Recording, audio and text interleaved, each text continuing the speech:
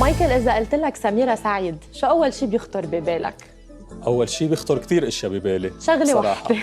شغلة واحدة، يمكن أكتر شي بيخطر ببالي التجدد، بيخطر ببالي الدور الكبير اللي لعبته سميرة سعيد بعالم الموسيقى. كمان بيخطر على بالي كيف قدرت تكون نجمة كبيرة بالثمانينات وحافظت على حالها لليوم، وبعدها لليوم بتفكر شو أكتر شي بيحبوه الجمهور وشو بينطروا منه.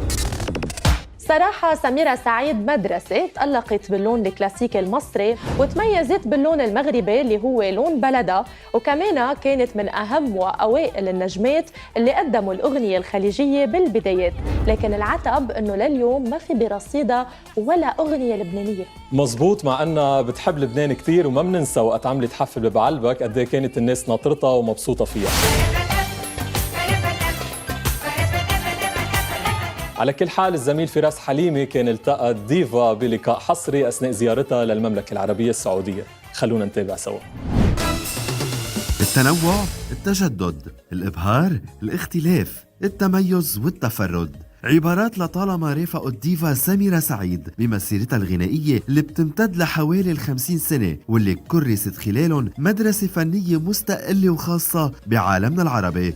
ابن الحلال، ابن الحلال، قال عني أحد نسي يسأل ولا اعتني يا هوى يا هوى يا هوى بعشق غزال. بهالنوع من الأغاني السعودية والإماراتية دخلت سميرة سعيد قلوب وبيوت الخليج العربي لتعود وتقدم خلال مسيرتها مختلف اللهجات والألوان والأنماط الغنائية، لكن بيبقى للحضور الخليجي خصوصية كبيرة بأرشيفها، الأمر اللي تحدثت عنه للزميل فراس حليمي أثناء زيارتها الأخيرة للمملكة العربية السعودية. ديفا، أول شيء اشتقت لك ومبسوط إنك بالسعودية، جمهورك السعودي كمان مبسوط.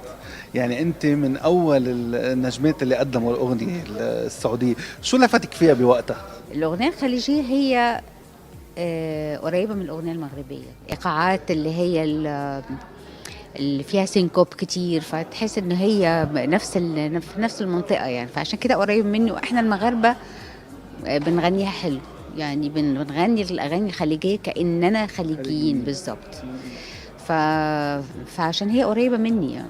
بعيداً عن الأغاني الخليجية، الديفا عم تحضر عمل جديد، ولكن هالمرة بشكل مختلف جداً، فالحنين رح يرجع للون الطربي اللي لطالما أبدعت فيه وتألقت، وخاصة بأغاني خالدة مثل ألقاني بعد يومين ومش حتنازل عنك وغيرهم الكتير. شو في أشياء جديدة عم نحضرها؟ بس أنا هنزل بأغنية طربية، يمكن بقالي كتير قوي ما نزلتش بطرب.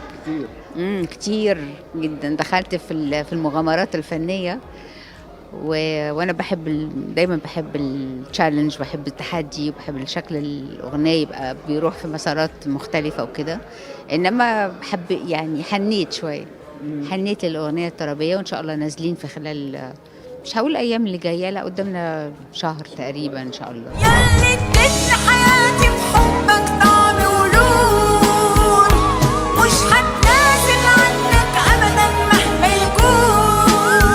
قلبي كان بعد يومين يبكيلي بدمع العين، يشكي من حب جديد، يحكي وانا نار ايد، وسمعته فكري شريك. بالنسبة للديفا، صناعة الأغنية اليوم اختلفت عن امبارح، والموضوع أصبح أصعب مع الاختلاف الدايم اللي عم بتعيشه الأغنية بالعالم العربي. اليوم طبعاً الكل بيقول إنه سميرة سعيد كل عمرها هي تصنع الترند، هي تصنع التجدد، هي تقدم الأغنية اللي تتحول للناس تمشي وراها. اليوم بهالخفقة الكبيرة اللي عم بتصير بالوطن العربي بالأغاني، بصناعة الأغاني، قديش صار الموضوع صعب؟ يعني هو صعب بدون شك انه صعب، بس انا دايما يعني باخد التحدي، وما بعرفش، ما بقتش بفكر ممكن الاغنيه دي تنجح ما تنجحش، وحتى لو مثلا هي ما بقتش في مستوى توقعاتي ما بزعلش، انه دي في الاخر انا بالنسبه لي بعتبرها تجربه عشان ما ازعلش. فاهم ازاي؟ بعتبر انه دي موجوده وتجربه، ممكن دلوقتي مش مفهومه، بس بكره ممكن يبقى ليها شكل مختلف، وممكن تبقى. فاول الموضوع الصعوبه في النجاح الكبير، لانه طبعا الموضوع بقى يعني في اختلافات اذواق كتيره يعني في ناس بتحب الشعبي، وناس بتحب البوب، وناس بتحب والدنيا متفرقه يعني، والناس بتحب الخليجي بس، وناس بتحب المغربي بس، وفي توجهات انه كل واحد بيحب حاجته اكتر. ولو يقول لك لا مش عارف، والناس بتحب المصري بس، فاصبحت الدنيا شويه. اللي نسيتيه ولا مره واللبناني غنيتيه يا حبيبي ولا طبعا. مرة غنيتيه ولا والله مرة. ليه والله دخلك؟ مش عارفه هي ليه ما زبطت. حظي وحش. انا انا عايزه بعرف ملحنين لبنانيين رح يموتوا يعملوا معي. يا ريت والله. مثلا سليم عساف كان عم بيقول لي انه واحده من احلامي انه سميرة سعيد تغني لي غنية. والله انا احلامي اغاني لبناني، هات لي اي اغنيه حلوه انا من بكره اعملها والله. بس هي قصه انه مش عم توفقي بغنية. مش بتوفق بحاجه يعني. حتى انا اخر مره كنت بكلم انا ونضال، فبقول له عايزين نجيب مثلا في شاعر حلو قوي اسمه الملا علي المولى. علي المولى. سوري انا اسفه والله. انت بتعرفي علي المولى الكبير اللي هو خالد. ايوه بالظبط كده، ايوه بالظبط. فتقريبا هم حكوا مع بعض بس ما وصلناش لحاجه للاسف يعني. بس والله لو يعني انا بقولها على العلن دلوقتي، لو في امكانيه بالعكس انا هبقى سعيده جدا ان شاء الله. وبالحديث عن الأغاني كان لابد ما نتطرق للقاء الديفا مع زميلاتها النجمات بكواليس حفل صوت الأرض. خبريني شوي الكواليس كيف صايره هون. يعني طبعا في نجمات كتير اصدقاء لإلك صار لك سنين ما شفتيهم.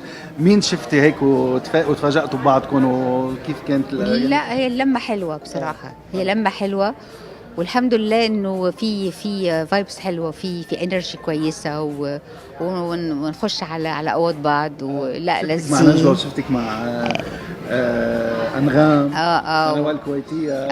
لا بجد يعني في اجواء حلوه كتير وانا بحب يعني بحب العلاقات تبقى طيبه ودافيه على سيره العلاقات الطيبه والدافيه، وانت معروف عنك انه دايما بتقربي وجهات النظر ومحبه وقريبه، وانت صديقه قريبه كتير من اصاله من اغلى اصدقائها، وكمان صديقه غريبه كتير من انغام. ما حاولتي تعملي هيك بما انه هلا كلهم مجموعين هون؟